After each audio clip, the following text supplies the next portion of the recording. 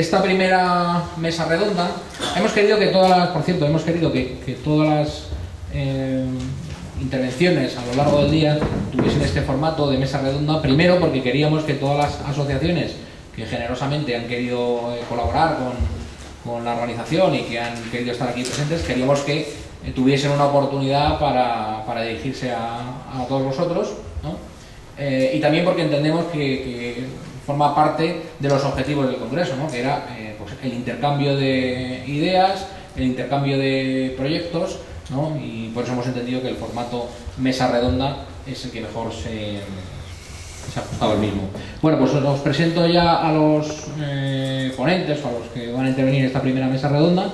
A mi izquierda está Luis Soler, que ha venido desde Alicante en representación del Círculo Doctrinal Ruiz de Alda. Muchas gracias, Luis. Y justo a mi derecha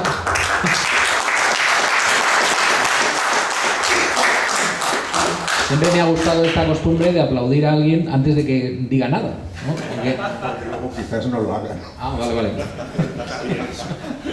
Muy bien. Bueno, inmediatamente a mi derecha está Alberto Gugel. ¿He pronunciado bien tu apellido?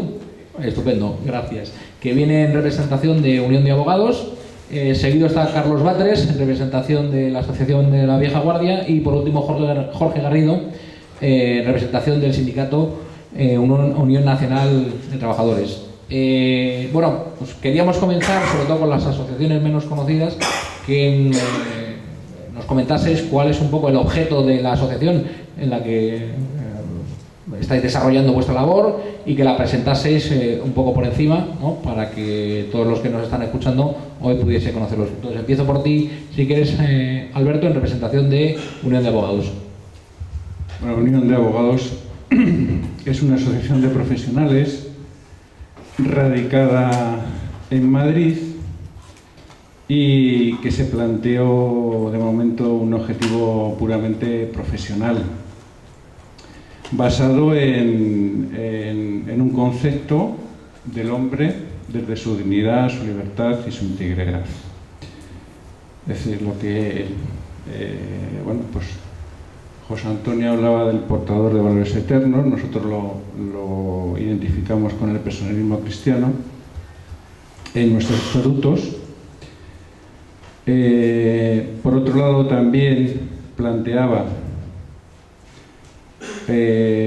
un abogado al servicio de la sociedad. O sea, existe grandes despachos, el Colegio de Abogados, yo creo que todavía está al servicio de los grandes despachos y lo que nosotros llamamos artesanos del derecho, es decir, el abogado de a pie, el abogado que está al servicio del cliente, pues está muy poco considerado. Luego, también veíamos, desde un punto de vista ya más general, que se estaban promulgando una serie de leyes que precisamente atentaban contra esa dignidad de la persona. Hemos sido muy críticos con todo lo relacionado con el aborto, parece que lo han dejado un poco en suspenso los legisladores el tema de la eutanasia, todo el favorecimiento que ha habido legislativo en contra de la familia y a favor del divorcio, el matrimonio homosexual, llamado matrimonio homosexual. Es decir, ha habido una serie de leyes que atentaban profundamente contra la dignidad de la persona y las hemos denunciado. Luego también hemos tenido pues durante todo este tiempo, que ya son casi 18 años o 19 años, mucha formación interna. O sea, cogíamos una ley, por ejemplo la ley de enjuiciamiento civil, la reforma de la enjuiciamiento civil, y hacíamos como los antiguos, ¿no? Hacíamos glosas y entonces interpretábamos y veíamos, bueno, eso era más positivista, más jurídico.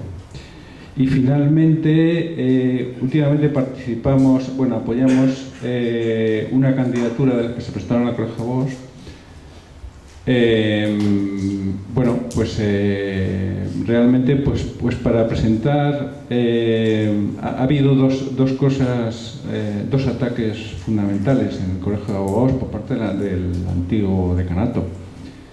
Y es cargarse un servicio médico que era ejemplar y que por una cuota muy barata pues estaba muy por encima de la seguridad social, y bueno, y había muchos médicos además que hacían doblete, es decir, que estaban en la seguridad social y también estaban en el servicio médico. Era un convenio que había con los médicos. Y por otro lado, todo el trato que sigue habiendo frente a los abogados de oficio, al turno de oficio, que la verdad es que es indignante.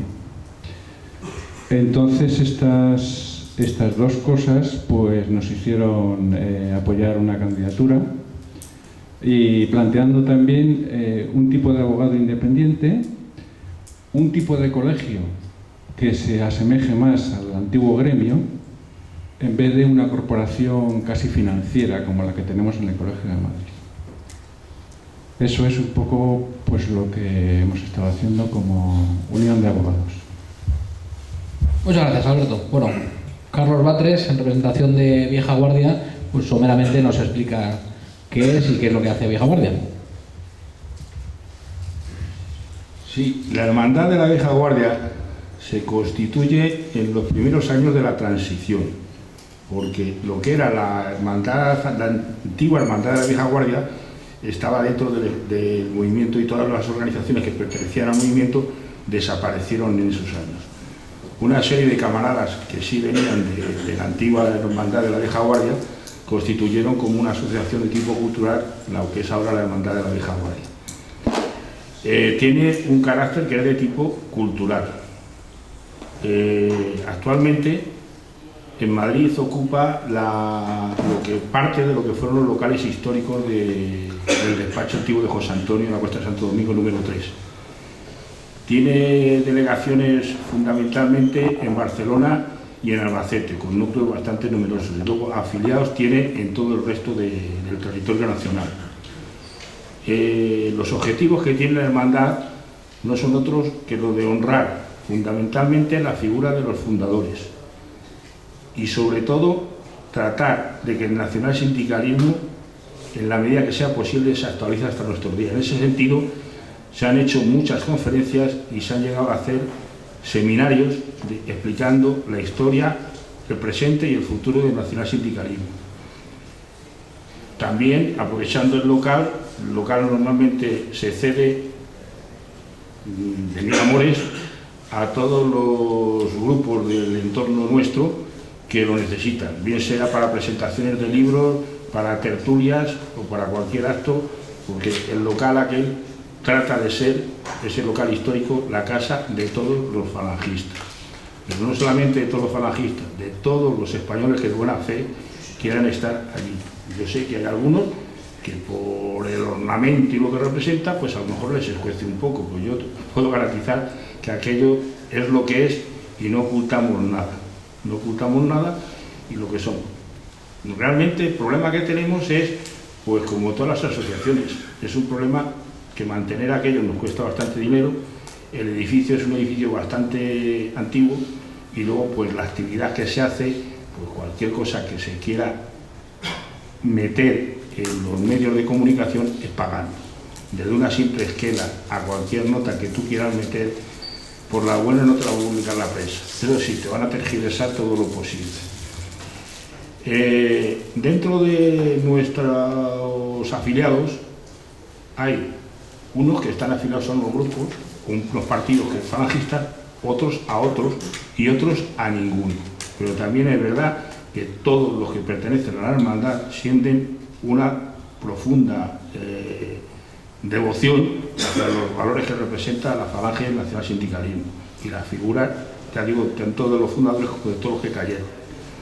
Nosotros normalmente, actos así fijos, pues tenemos una misa que se hace el 24 de abril, fecha de nacimiento de José Antonio, y un rosario el 20 de noviembre. Y luego, como actos fuera de la calle, pues el que haremos próximamente el día 19 de julio a los caídos en el cuartel de la montaña. Luego todo lo demás, ya os digo que son conferencias, seminarios, que también en la medida que se ha podido hacer y se ha podido contar con alumnado suficiente se han hecho, presentaciones de libros y todo lo demás. También se dispone allí, y está a vuestra disposición, de una amplia biblioteca con temas fundamentalmente relacionados con todo lo que el entorno de la Falange, tanto de la guerra civil como escritos de doctrina, como libros y publicaciones de distinto carácter, incluso de los relacionados con la Falange, aunque no sean a favor, o sea que es bastante amplio. En la actualidad debe constar con unos 2.000 volúmenes que están debidamente catalogados y que ya os digo que están a disposición de todos vosotros. Y también os hago un hincapié de si conocéis a alguien que tiene esos libros que en muchas casas se estorban y tal, hay algunos que sí que nos pueden interesar.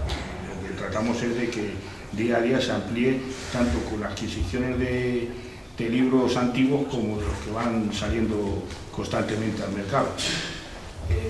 Por otra parte, ya os digo que el propósito fundamental de la hermandad es ser de nexo de unión entre todas las familias falangistas y nacionales, sobre todo.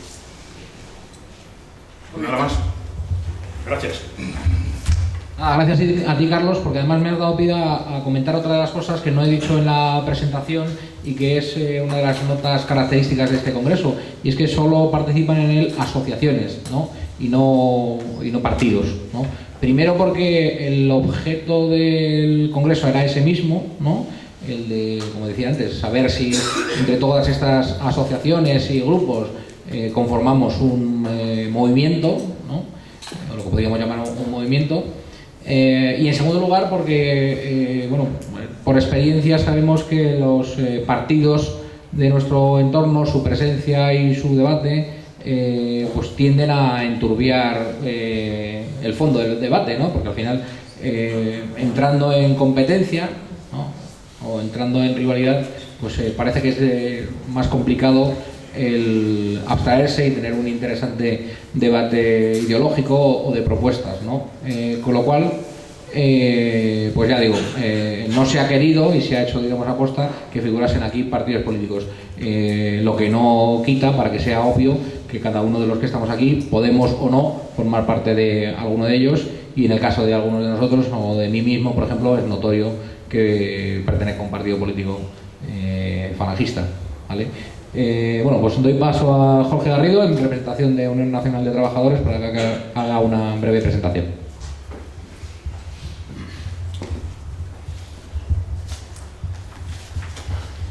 Buenos días a todos. Pues la Unión Nacional de Trabajadores es un sindicato. Ahí al fondo tenemos a la derecha una mesa en la que tenemos unos folletos explicativos de cuál es nuestra labor, y distintas propagandas, etcétera, para el que tenga más interés. Como nacionales sindicalistas, nosotros entendíamos que era absolutamente,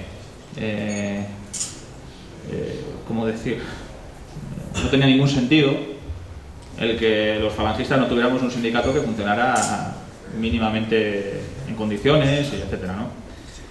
Históricamente, ya en los años 30, una de las máximas preocupaciones de los fundadores de la Falange era precisamente la penetración en el mundo laboral y el crear un sindicato lo más fuerte posible. Sin embargo, curiosamente, en la transición, cuando se reorganiza la Falange y los distintos grupos, etcétera, pues el sindicalismo queda muy al margen, muy al margen. Efectivamente, la UNT se crea en 1977, se legaliza en enero del 78, pero bueno, se crea en el 77, pero todos los que lleváis muchos años militando en el mundo falangista o estando alrededor de él, seguramente ni siquiera tendréis mucha referencia de qué ha hecho la UNT en los últimos 30 años. Es decir, ha sido una cosa aparte, medio marginada del mundo nacional sindicalista, incluso llegó a desaparecer en 2004. Y bueno, algunos teníamos esa inquietud de que no podía ser que los nacional sindicalistas no tuviéramos sindicato, o tuviéramos sindicatos muy pequeñitos, o en fin, sí que había alguna experiencia, pero muy localizada. Entonces es en 2008 cuando media docena de, camaradas decidimos impulsarlo, ¿no? Algunos, como en mi caso, por un sincero interés desde el principio, porque yo cuando llego a esto del mundo nacional sindicalista, yo no vengo de familia falangista, ni era falangista antes, ni nada de eso. Yo vengo por una inquietud social. Entonces una de mis frustraciones personales era que yo no podía hacer sindicalismo, porque no había un sindicato en condiciones en Falange, a pesar de ser nacional sindicalista, ¿no? Entonces, bueno, ¿cuál es la actividad que hemos empezado a hacer? Pues como digo, en 2008, en el verano de 2008, verano de 2008, decidimos reorganizar el sindicato. Empezamos 6 personas, nada más.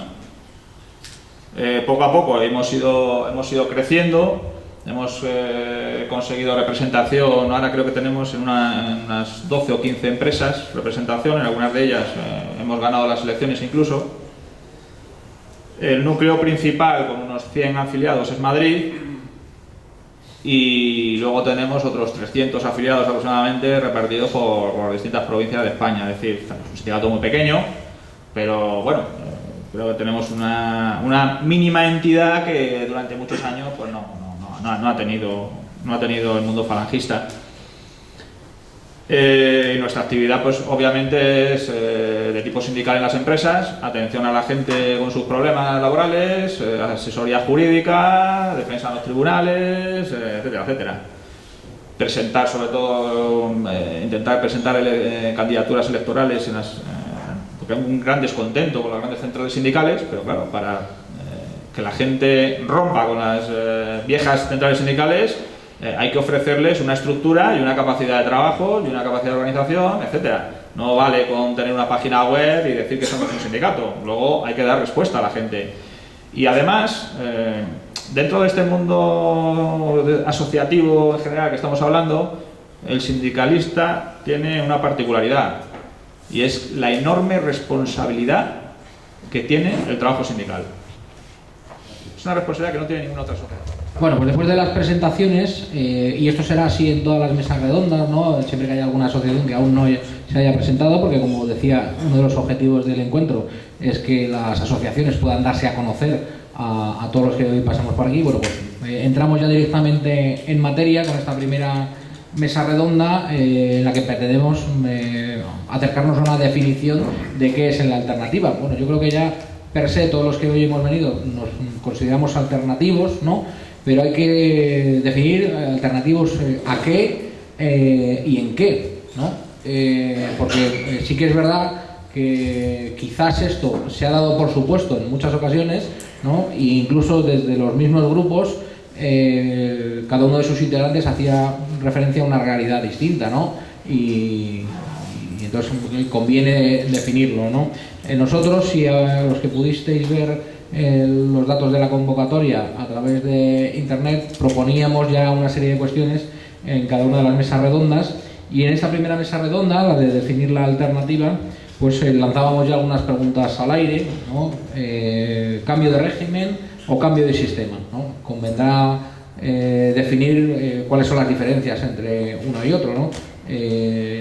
Así muy por encima y de forma rápida, yo creo que hablando del régimen hacemos referencia al conjunto de estructuras e instituciones que conforman el marco jurídico y político actual, mientras que el sistema incorpora todo esto, es decir, el régimen, pero también el conjunto de valores o contravalores, la ideología, digamos, que hay detrás de estas instituciones que conforman el régimen, ¿no? Entonces, hay que saber si lo que nosotros planteamos es una alternativa solo al régimen, es decir, queremos, por ejemplo, cambiar la monarquía por la república, queremos cambiar de un modelo autonómico a un modelo centralizado, ¿no? Y llega hasta ahí los cambios que proponemos, ¿no? O por contra, pues lo que queremos es un cambio incluso en la idea, en la ideología, en el sistema de valores que rige hoy a la sociedad española, ¿vale? Entonces, si queréis empiezo de nuevo por Alberto Gugel, en representación de Unión de Abogados, ¿vale? Que entiendo que tendrá también un criterio jurídico, ¿no? Porque también en esta charla sería interesante abordar no solo cuáles son nuestras apetencias, es decir, si nosotros pretendemos cambiar el régimen y el sistema, sino cuál es lo viable, ¿no? Si esta jerga revolucionaria que en muchas ocasiones utilizamos, a lo mejor es un momento para reflexionar si no está un poco alejada de la realidad o si su utilización sirve de hecho para alejarnos del conjunto de los ciudadanos que a lo mejor, no lo sabemos, rechazan este lenguaje pseudo-revolucionario. Bueno, el problema de hablar de leyes y de hablar de derecho es que los abogados utilizamos una jerga y entonces yo lo que voy a intentar es exponerlo de una forma clara y que pueda ser entendible. Yo he mirado un poco la génesis. Si os acordáis, los que tenéis mi edad más o menos o más mayores, hubo una época que se hablaba mucho de consenso. Y entonces yo he entrado un poco en ese significado del consenso, que tiene un significado jurídico, pero también tiene un significado muy profundo. Entonces digo, ¿cómo puedo explicar lo que es el consenso social? Y entonces me acordaba de esos millones de personas que se manifestaban en el secuestro de Miguel Ángel Blanco. Había un consenso en contra del terrorismo y que había surgido socialmente. Era algo que surgía de cada persona. La persona, o sea, cada uno estaba de acuerdo con que aquello que se estaba produciendo atentaba contra todo tipo de dignidad. Entonces voy a diferenciarlo con el consenso político, porque nosotros tenemos un régimen que se basa en el consenso político. El consenso político es algo que está por encima de nosotros, es antidemocrático. Como sabéis, la palabra democracia es gobierno del pueblo. O sea, el pueblo no ha participado de ese consenso. ¿Y quiénes han sido los que han construido ese consenso? Pues estoy hablando de la Constitución, que es la génesis de la Constitución. ¿Quiénes han sido? Pues una serie de personas, todos políticos, unos más cerca del antiguo régimen, pero todos con una ideología muy clara, muy clara. Una ideología liberal, todos, desde Manuel Fraga, pasando por... bueno, yo tengo aquí los nombres para que nos acordemos un poco de quiénes fueron. Gabriel Cisneros, José Pedro Pérez Llorca, que eran los dos de UCD, Miguel Herrero y Rodríguez de Miñón, que era de UCD, Miguel Roque Lluyén, por cierto, el abogado de la infanta, Manuel Fraga Iribarne, Gregorio Pérez del Barba y Jordi Solétura. Bueno, pues estos señores se reunieron y por encargo, porque no fue una cosa nacional, por encargo de unos señores que son los que realmente decidieron lo que tenía que ser España, unos señores muy peligrosos y muy... Bueno, pues por encargo de estas personas se hizo la Constitución, basado en el constitucionalismo, es decir, que tiene detrás del constitucionalismo está el positivismo. O sea, se crea, la Constitución es como una especie de Dios, o sea, no, por encima de ella no hay nada y todo se interpreta conforme a lo que dice la Constitución. ¿Qué ocurre? Pues que dice en el título preliminar, ahora diré quién redactó el título preliminar, dice: un Estado social y democrático de derecho que propugna como valores superiores del ordenamiento jurídico la libertad, la justicia, la igualdad y el pluralismo político. Bueno, pues ¿quién fue redactor de este preámbulo? Enrique Tino Galván. Enrique Tino Galván dijo una cosa que no sé si os acordaréis, que dice los programas electorales están para incumplirlos. Bien, este para mí es el punto de partida desde el que hay que ver la Constitución. Hay otra cosa importante, la redacción de la Constitución. Yo cuando estudié en la Facultad de Derecho tenía un profesor que luego que formaba parte de una escuela que se llamaba el neopositivismo lógico, que eran positivistas, pero habían llegado más allá. Decían que a través del lenguaje se podía cambiar las leyes. A través del lenguaje se podían cambiar las leyes, porque eran interpretadas. Y esa interpretación se podía incluso obligar a aplicarse a través de la fuerza. Es que es muy serio lo que estoy diciendo, Entonces, de esa corriente hubo gente en la época del PSOE que gobernó España. Había el único sitio, cuando se refiere a la persona, que no aparece la persona, es cuando dice todos tienen derecho a la vida. Bueno, pues ese todos, a través de una serie de legisladores con mayoría absoluta y demás, pues se ha convertido en lo que es la despenalización del aborto. Simplemente por esa palabra, todos. Si se hubiera puesto toda persona tiene derecho a la vida, pues entonces hubiera sido más difícil que el Tribunal Constitucional dijera, no, es que en determinados asuntos y tal, bueno. Y voy a hablar del Tribunal Constitucional. El Tribunal Constitucional es un órgano que no son jueces. O sea, cualquier sistema jurídico necesita que haya un sistema judicial que garantice el cumplimiento del derecho. Pero si resulta que hay unos señores que están nombrados por políticos, van a decidir y van a interpretar lo que es la Constitución, las pocas garantías que podemos tener a través de esta Constitución, pues pueden interpretarlas como les dé la gana.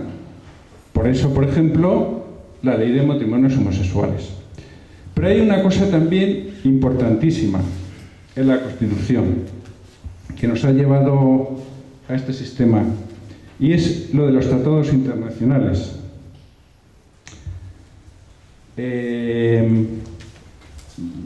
Prefiero no referirme al artículo porque si no... nosotros, con una serie de aprobaciones de tratados, sobre todo los referentes a la integración en la Unión Europea, hemos perdido soberanía. Hemos perdido soberanía. O sea, nuestros gobernantes, por ejemplo, no pueden hacer otra política económica que la que quiera la Comisión Europea. O nos salimos de la Unión Europea, o estando en la Unión Europea tendremos que hacer lo que diga la Unión Europea. Y como además hay un sistema, como ocurre en Naciones Unidas, que hay una serie de países que además son los fundadores, que son los que detentan el poder dentro de la Unión Europea, que son los alemanes y los franceses. No, entonces, ¿qué es lo que quiero decir? Pues lo que quiero decir es que esta Constitución que tenemos puede ser totalmente, ya es mala de por sí, porque tiene muchísimas lagunas de artículos y demás, pero que puede ser interpretada como les dé la gana. Aquí nos pueden llevar a un régimen comunista y nos pueden llevar a un régimen totalmente liberal capitalista. Nos pueden llevar a un sistema chino, nos pueden llevar a un sistema como Estados Unidos. Es que se puede hacer cualquier cosa con esa Constitución. Nada.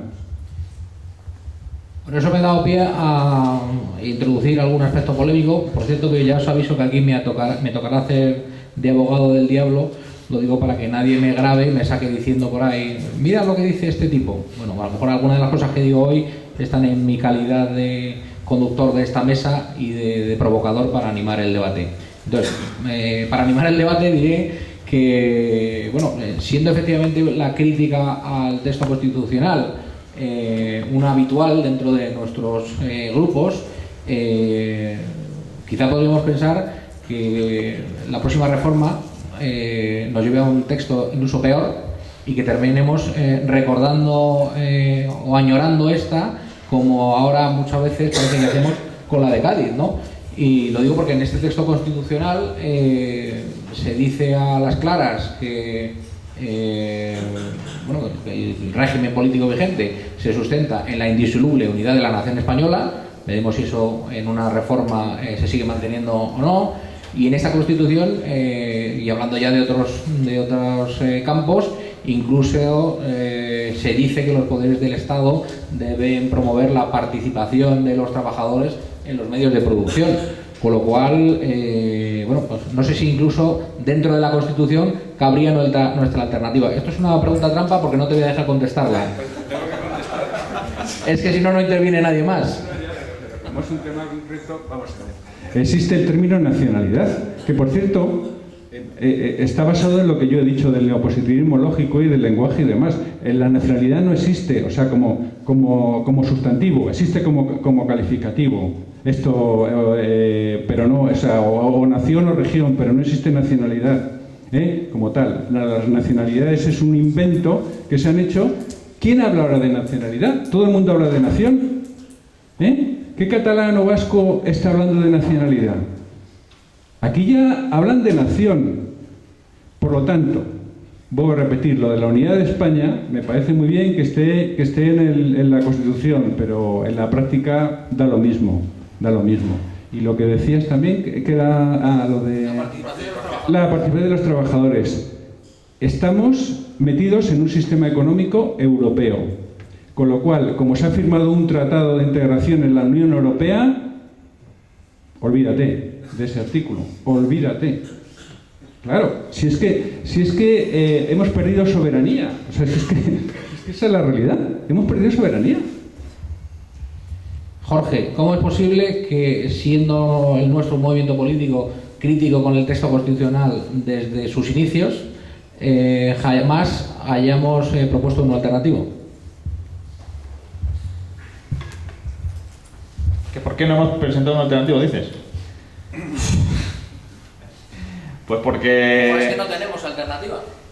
Claro, es que yo creo que efectivamente, vamos a ver, nosotros somos, los falangistas en general, creo que representamos una alternativa desde el punto de vista ideológico. Lo que sucede es que hemos estado siempre metidos en batallitas que no tenían nada que ver con los problemas reales de los españoles, con lo cual no nos hemos sentado nunca a plantear alternativas de verdad en ningún ámbito, ni político, ni sindical. Lo más que se ha hecho, y se ha intentado un poquito, pero aún así a un nivel muy pobre, ha sido en el nivel municipal, donde sí ha habido algunos concejales y algunas cosas, pero nada más. Y fuera de eso, jamás yo recuerdo, los más veteranos no sé, supongo que tampoco, que se haya hecho un congreso de este tipo, por ejemplo, para debatir sobre la Constitución, o sobre qué alternativa podíamos presentar los falangistas al modelo constitucional, etcétera. Yo no recuerdo, siempre nuestros intereses iban por otro lado. Es más, hoy, año 2013, cada vez que tenemos la oportunidad de presentar las opciones o las alternativas que desde el mundo político, asociativo, sindical, etcétera, ofrecemos los falangistas, sistemáticamente el debate acaba derivando a que si Franco, a que si la unidad, a que si no sé cuánto, a temas que nuevamente nos alejan de la realidad, ¿no? Entonces yo creo que con eso pasa lo mismo. Por cierto, se me ha olvidado esa advertencia al principio, pero hoy está prohibido debatir sobre Franco, sobre los símbolos y sobre la unidad, ¿vale?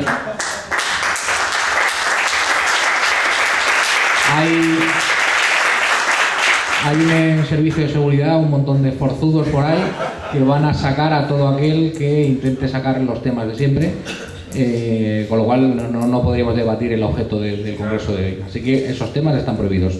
Bueno, Carlos, entonces, ¿basta con un cambio constitucional? ¿O el cambio constitucional en qué sentido? Porque, insisto, en esta Constitución hay algunas cosas que entiendo con las que tenemos que estar de acuerdo, ¿no? insisto, con el tema de la unidad nacional, no sé, ¿bastaría una reformita de la Constitución o qué es lo que debemos proponer? Yo lo que creo que aquí procede no es echar un parche, ni cambiar 3 artículos de la Constitución, ni 4 ni 5. Aquí primeramente habría que educar a la sociedad en lo que son los valores de cualquier español, independientemente del respeto que debe de existir a las distintas regiones. Entiendo que aquí no es una cuestión de coger una cosita de aquí, quitarla de acá, ponerla de otro lado. Me parece muy bonito el título de este congreso, la alternativa en movimiento. Movimiento que implica que se sale de un punto para ir a otro. Y normalmente, si los movimientos son positivos, es moverse para hacer algo que sea mejor. Referido a lo que estamos tratando, tendría que ser un movimiento que mejorara las condiciones de esa palabra que a mí no me gusta, porque me gustan las palabras españoles, ahora se llama ciudadanos. Lo que está claro es que esos derechos de los españoles en los últimos muchos años han ido decreciendo y en muchos casos desapareciendo. La Constitución, uno de los puntos que fija es el derecho al trabajo. ¿Me explicáis vosotros si ese artículo tiene vigencia hoy en día con 6 millones de parados? Yo ahora no voy a hablar ni de la unidad de España ni de cosas etéreas, hablo del día a día. ¿Aquí vosotros os creéis que este gobierno actualmente, que dice que es de derechas, como el que hubo hace un par de años, que decía que era socialdemócrata, realmente era el que gobernaba España? ¿Quién gobierna España? ¿Rajoy? ¿Zapatero antes? Mentira. Aquí gobierna algo que se llama el dinero. Y el dinero puede ser Alemania, puede llamarlo el Club Bilderberg, lo puede llamar como quiera. Esos son los que quitan y ponen, los que mueven todos los hilos. Y nosotros, ¿sabéis lo que somos? Unos peleles en manos de todo eso.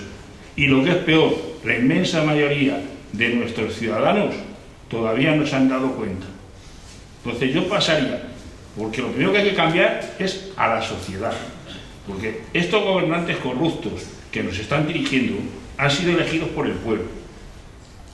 Y esos ciudadanos que se quejan tanto de lo que están haciendo, seguramente votaron estos o votaron a los otros, que para el caso es lo mismo, porque representan el mismo papel, de unos cipayos en manos de los que gobiernan, que es la gran banca. Esa banca que ahora nos tiene a todos contra las cuerdas y que ahora dice, bueno, sí, ahora voy a quitar esto del suelo de las hipotecas. Dentro de unos años, cuando vaya alguien a pedir una hipoteca, le van a dar una hipoteca. Seguro, seguro. A unos tipos de interés abusivos y con avales de hasta los que se hayan muerto de sus antepasados. Porque no van a soltar un duro. Todo ese dinero que dicen que dan a la banca para que les cedan a los autónomos para que creen. Pero hoy en día, según está la economía en España, ¿vosotros creéis que alguien puede montar un negocio y que alguien va a comprar algo si no podemos comprar nada? Porque nos están arrastrando al caos. Entonces, el movimiento tiene que ser a cambiar radicalmente todo eso. Y radicalmente no se hace con un parche. Tiene que ser una revolución, fundamentalmente una revolución de ideas.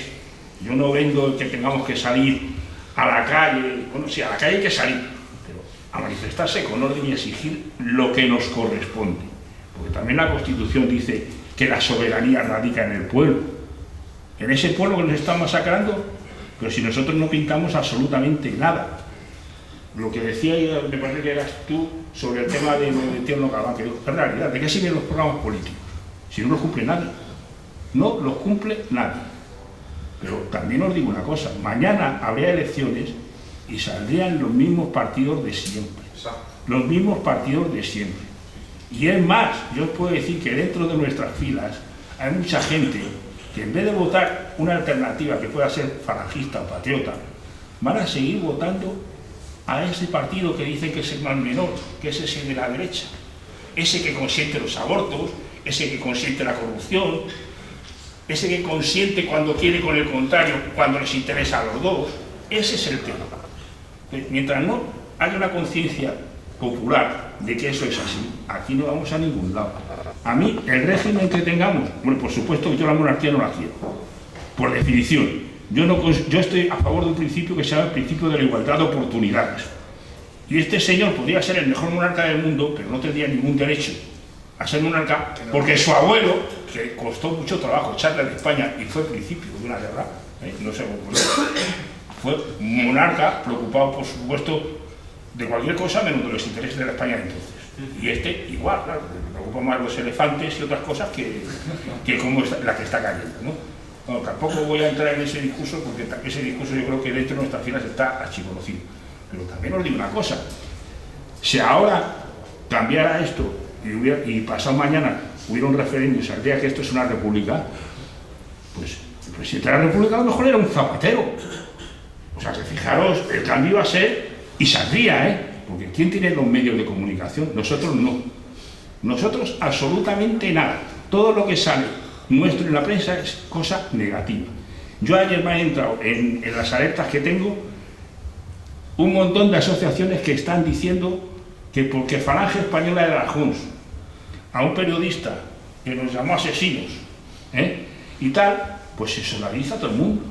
Vamos a ver, alguien ha dicho que los de la CNT son unos asesinos, y los del Partido Comunista, y los partidos socialistas, y las checas, de eso no dicen nada. Entonces, ¿a qué estamos jugando? Pero ellos son los que tienen los medios de comunicación.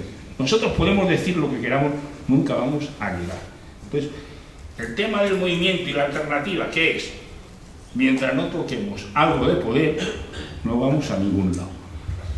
A través de asociaciones, a través de como sea, hay que conseguir, pues eso, ir llegando, por lo menos eso, a tener unos concejales, que eso es conseguir en alguna medida, y luego irnos metiendo como podamos. Pero es muy difícil que con este sistema se pueda ir a ningún lado. Yo, por ejemplo, una de las cosas que veo muy mal son lo de las listas cerradas.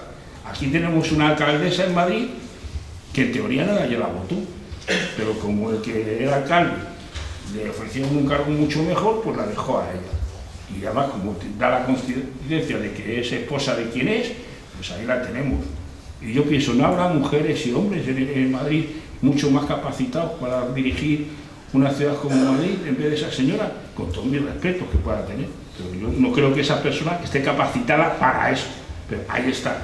Porque es el partido quien la designa. Entonces, estamos en una partitocracia, una oligarquía, o como lo queréis llamar. Entonces, esto, la decisión final, lo mejor es acabar con ello.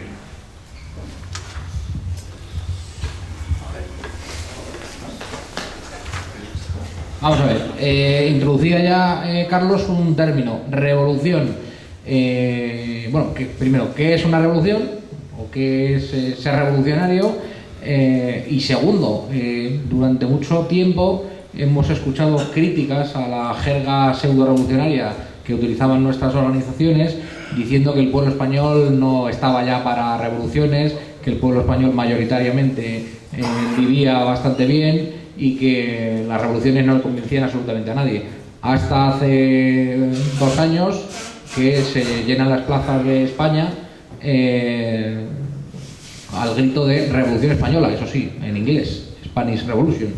Pero bueno, entonces, coincidiendo quizás en que debemos buscar un cambio, un giro total, y que a este giro total, a este cambio importantísimo, sustancial, le podemos llamar revolución, coincidiendo en eso, el uso del término revolución, ¿creemos que podemos decir que es contraproducente o sin embargo hay que defenderlo como tal y definirnos públicamente como revolucionarios?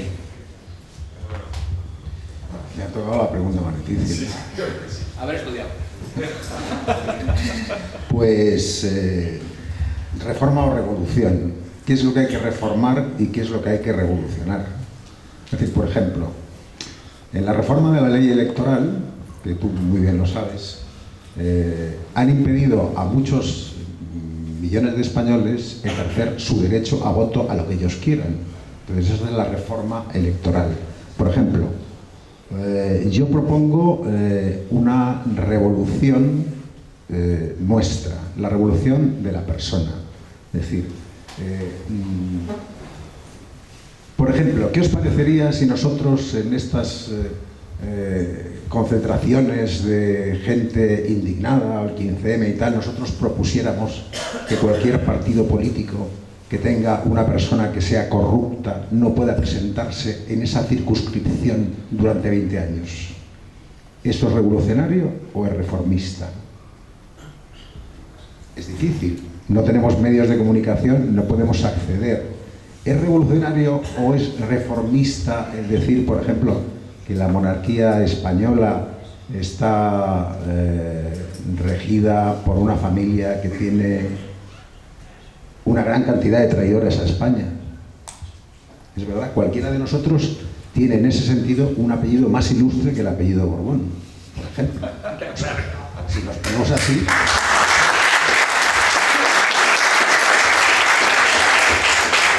Yo tengo mucho más derecho a ser rey de España, puesto que en mi familia no hay ningún traidor a España, al revés.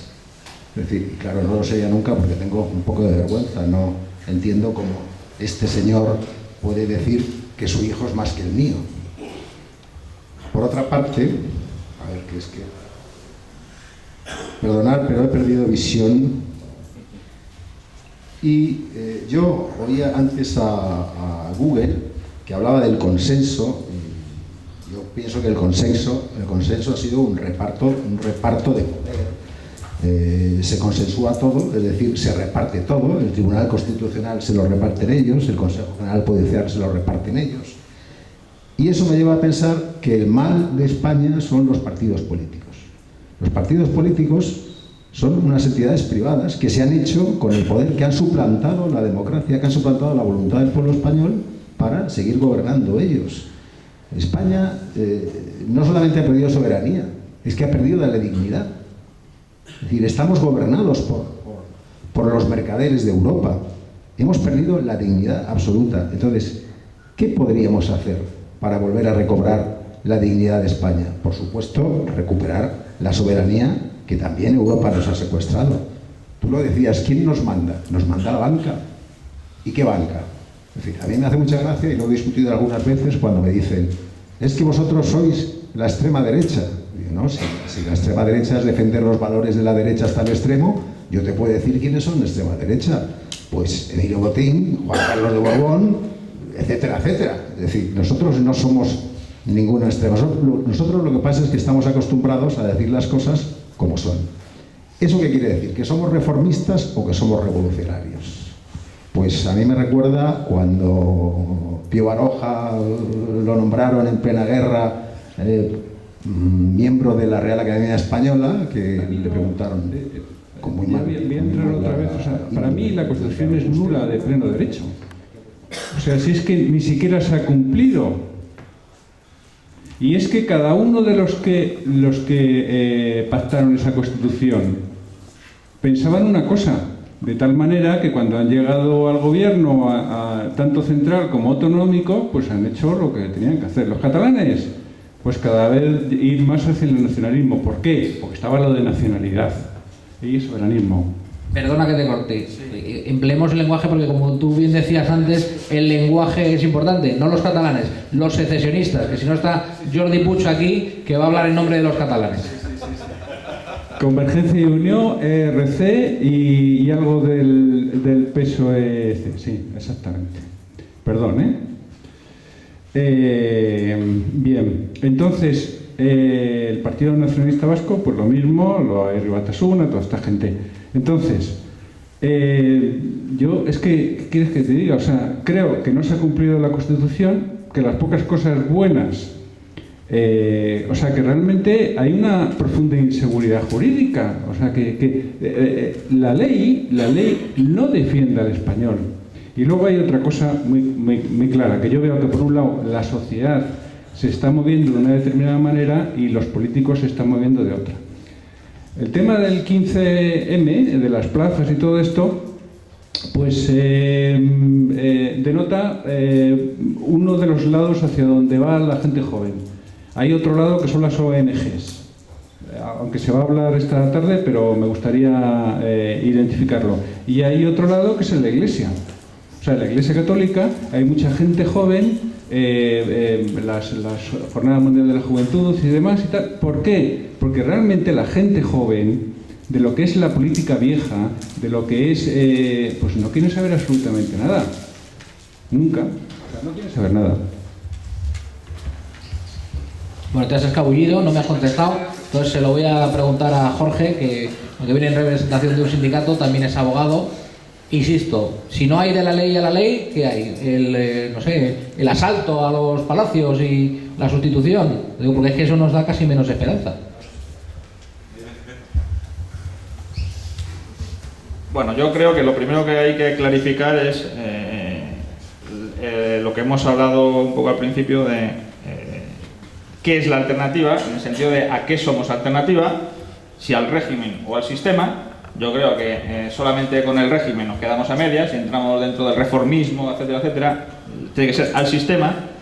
Ahí hay dos posibilidades de actuar contra el sistema, que son desde dentro del sistema o desde fuera del sistema. Desde fuera del sistema, evidentemente hay que ser revolucionario en todos los sentidos, al viejo estilo anarquista si queréis, pero claro, para eso tiene un problema. Y es que para tú ser tan revolucionario como para cambiar el sistema, tienes que tener la capacidad para sustituir las instituciones que existen por las tuyas. Y si no tienes esa fuerza social, y rara vez se ha conseguido tener tanta fuerza social, pues es imposible. A mí se me ocurre, pues sí, la Revolución de Octubre en Rusia, los soviets consiguieron sustituir las instituciones de zaristas, etc., pero pocos más casos hay realmente así. Con lo cual nos queda la otra alternativa, que es ser revolucionarios desde dentro del sistema. Es decir, proponer la alternativa desde dentro. Y ahí hay dos formas de ser revolucionario en cuanto a ser radical en lo que se propone, porque claro, si eres una alternativa al sistema, necesariamente lo que dices tiene que ser radical. La cuestión es que en lo que hay que ser absolutamente radical y absolutamente revolucionario es en el fondo, en las ideas, en lo que se propone. Ahí es donde no cabe reformismo. Hay que tener muy claro cuál es el sistema que se quiere desmontar y por qué se quiere desmontar. O cuál tiene que ser la alternativa. Y luego está el lenguaje, las formas. Claro, si se hace desde dentro, las formas necesariamente se deben modular. Es decir, cuando se habla se puede hablar perfectamente en lugar. Yo recuerdo, por ejemplo, los 27 puntos de Falange Española de las Jóvenes decían aquello de exigimos la anulación fulminante de la Constitución. Eso es un radicalismo en las formas que creo que encuentra difícil eco en la sociedad. Mientras que tú puedes hacer exactamente lo mismo diciendo exigimos un cambio profundo de la Constitución en base a estos principios, tal, tal, tal.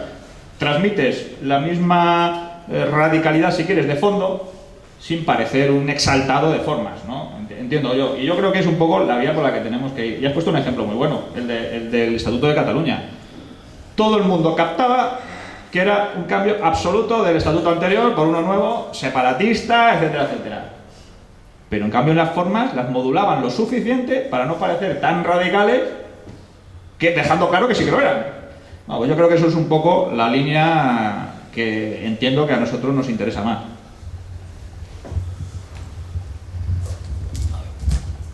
Bueno, vamos a terminar ya.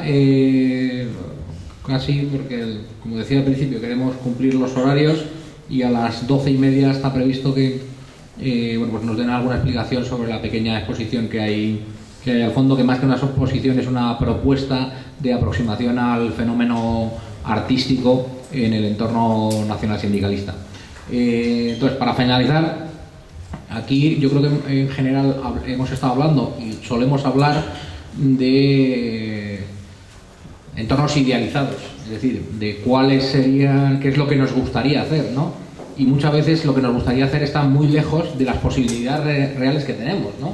Entonces, quizás este cambio revolucionario que nosotros proponemos, teniendo en cuenta el escasísimo número de personas que colabora con nuestras opciones, es decir, escasísimo en relación al dominio absoluto que tiene el régimen y sus terminales mediáticas y sus partidos políticos y sus entidades financieras, ¿no?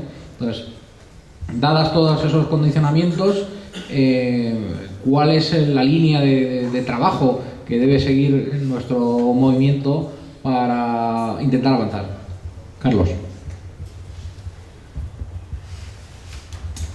Yo pienso que antes se ha hablado de que, creo que ha sido Jorge, de que no se había hecho, creo que se hizo un congreso ideológico, quiero recordar, en el año 88, Falange Española de Gijón, ya estaba Diego Márquez entonces, y desde entonces no se ha vuelto a hacer ningún congreso. Y ya te digo que urge, primeramente, que nos aclaremos nosotros mismos, porque nos movemos, pero ¿cuál es nuestra alternativa? Nuestra alternativa, no ya la revolución, la alternativa posible hoy en día. Las posibilidades que tenemos hoy en día son muy escasas, pero aparte de que son escasas, tenemos el problema de la comunicación. Nosotros no llegamos a transmitir nada al resto de España. Lo que hoy se está hablando aquí, o en otros lugares que se ha podido hablar de esos temas, se queda siempre algo entre nosotros. Y en las páginas web que tenemos, los distintos grupos y tal, que también son todas de consumo interno. Entonces es muy difícil que así podamos llegar a ningún lado, o sea, es muy difícil. Entonces habrá que usar pues esa alternativa de las asociaciones, de sindicatos y tal, para irnos introduciendo. Irnos introduciendo en forma en que primero nos conozcan a nosotros, y cuando conozcan lo que somos y a dónde queremos ir, pues nos reconozcan la labor. Pero claro, es difícil. Daros cuenta que todo lo que sale en los medios de comunicación hoy en día es que la Falange se dedicaba a matar gente. Eso es la opinión pública. Cogeros cualquier noticia que sale en los periódicos relacionada con Falange. Solamente hablan de eso, nada más de eso. Lo que yo decía antes, no hablan de que otro grupo, aparte, aquello fue una situación que fue lo que fue y se acabó. Ahora, urge mucho que actualicemos la doctrina. Con las obras completas de José Antonio, con los textos de Ramiro, con los textos de Ruiz de Alda, que están muy bien, son un esbozo de una doctrina. Pero hay que tener en cuenta que la problemática que existía en los años 30 en España no tiene nada que ver con la problemática que existe hoy en día. Entonces tendríamos que hacer primeramente eso, un desarrollo ideológico que, partiendo de la doctrina original y de los valores primitivos, que de eso no se va a renegar, actualicemos y afrontemos temas pues como es la situación económica que hay ahora, que ni Dios se entera, o temas pues como es la globalización, lo de la Unión Europea, en fin, una serie de problemas que entonces no existían. Existirían otros problemas, pero esos no existían. Una vez hecho eso, pues lo que hay que tratar es que esa doctrina, a través de los medios que dispongamos, salga de nuestras filas, porque si no, no vamos a ningún lado. Y es la cruda realidad. La verdad es que en esto ya llevamos luchando mucho tiempo y, hombre, algo se consigue, pero es muy difícil de conseguir. Bueno, pues nada, vamos a terminar. ¿Alguno de vosotros quiere hacer algún apunte antes que finalice esta mesa? Yo creo que la situación cada vez se va a ir deteriorando más, que cada vez va a haber más radicalización, porque ahora, por ejemplo, económicamente, ¿por qué la gente no sale a las calles? Pues porque los están manteniendo los abuelos con sus pensiones.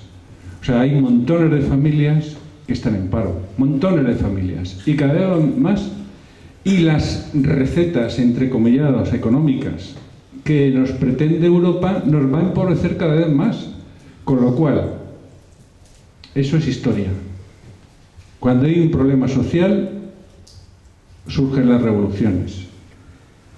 ¿Es así? Cuando la gente no tenga para comer, pues yo conozco mucha gente que están pidiendo vales en Cáritas, pero gente, Cáritas, de tener un tipo de personas que iban pues sin techo, luego inmigrantes y demás, ahora es gente, vamos, familias de lo que han tenido un estatus económico y que sin embargo por un tema de, por ejemplo, pues están metidos en hipotecas, están metidos, es decir, Claro, se van en paro, están endeudados con la hipoteca y a ver qué hacen, O sea, es impresionante, ¿eh? O sea, a mí me parece. Entonces, ante esta situación, pues lógicamente, como ha ocurrido siempre, la izquierda, o sea, la izquierda más radical, va a salir a la calle.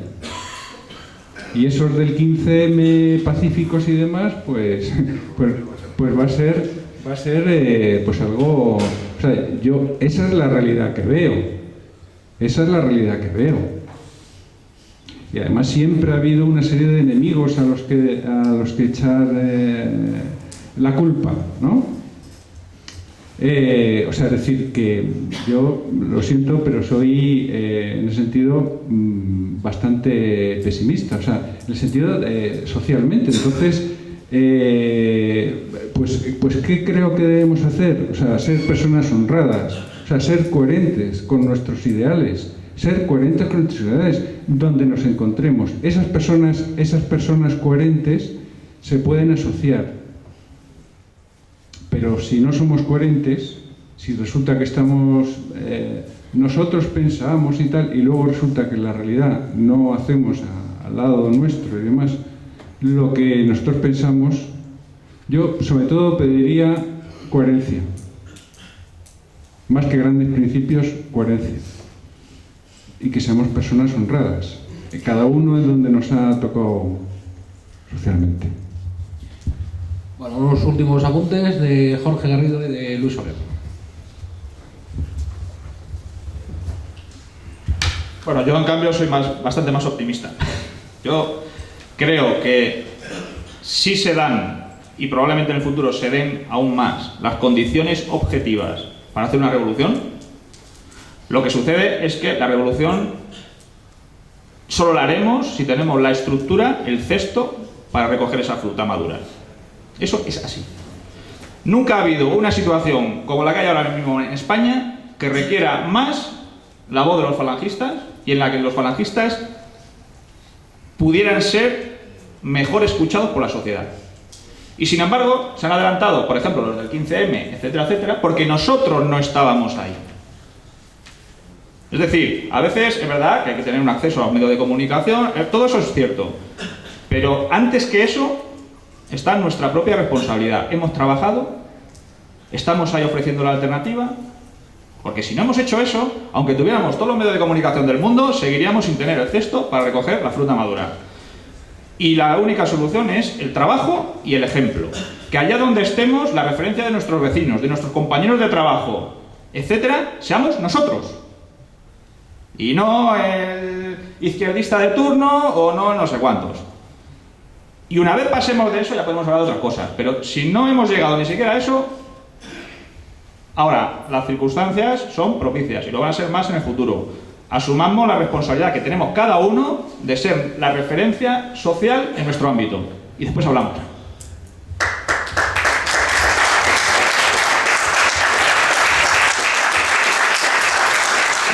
Esto termina como empezó, con aplausos antes de que hable Luis Soler.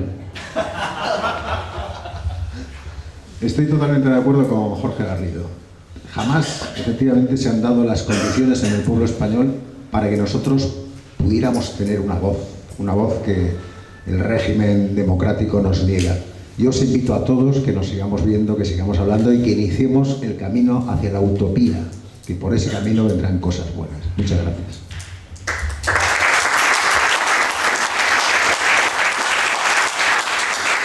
Por fin, aplausos después de Luis Soler. Bueno, pues ha concluido así la primera mesa. Espero que haya sido al menos entretenida y algo instructiva. En 5 minutos aproximadamente, al fondo de la sala, pues os convocamos para escuchar lo que el historiador Iván García nos quiere contar acerca de esa penetración en el mundo del arte que ha tenido el nacionalsindicalismo. Venga.